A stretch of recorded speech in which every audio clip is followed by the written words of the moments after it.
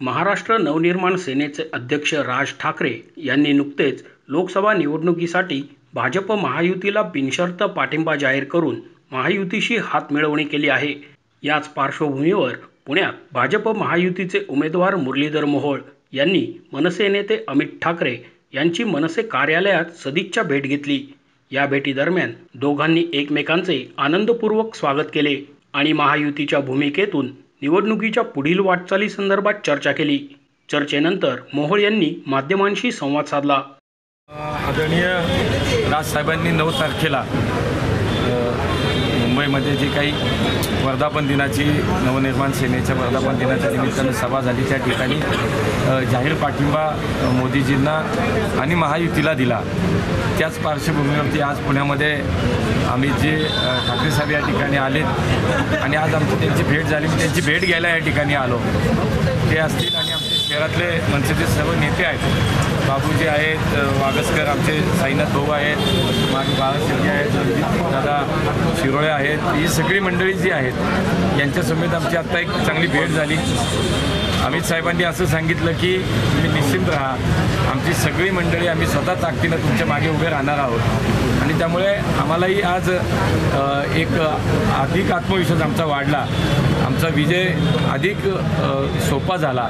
कारण स्वतः राजसाहेबांना मानणारा एक मोठा वर्ग या शहरामध्ये आहे।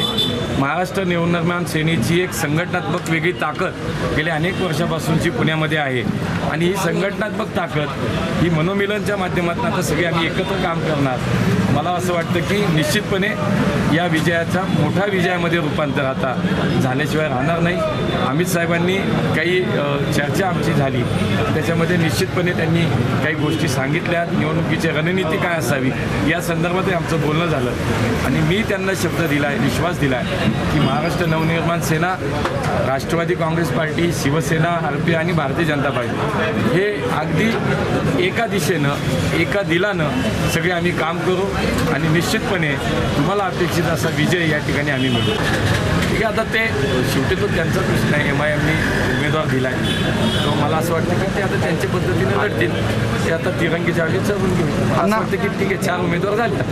अण्णा मनसे आल्यामुळे किती लीड किती पुढे जाईल? 100% मनसेचा जो पाठिंबा आहे तो नुसता पाठिंबा नाही। तुम्ही आज बघू शकाल की अमित साहेबांनी सांगितलं सक्रिय सहभाग आमचा असेल, आमचे सगळे मंडळी आपल्याबरोबर अत्यंत मनापासून सगळे खूप काम करतील, साथ देतील। त्यामुळे निश्चितच आमची ताकद वाढली आहे। मनसेची या शहरामध्ये संघटनात्मक ताकद मोठी आहे। मनसेचे 29 नगरसेवक या शहरामध्ये एका वेळेला होते। आज मनसेचं एक विस्तार शहराच्या सगळ्या भागामध्ये, वडगाव शेरीला जा, पर्वतीला जा, कोथरूडला जा, कसब्यात जाही विधानसभामध्ये महाराष्ट्र नवनिर्माण सेनेची एक ताकद आहे आणि ती ताकद आता आमच्याबरोबर एकत्र आल्याने आमची ताकद ही मोठ्या प्रमाणात वाढली असं मला वाटतं।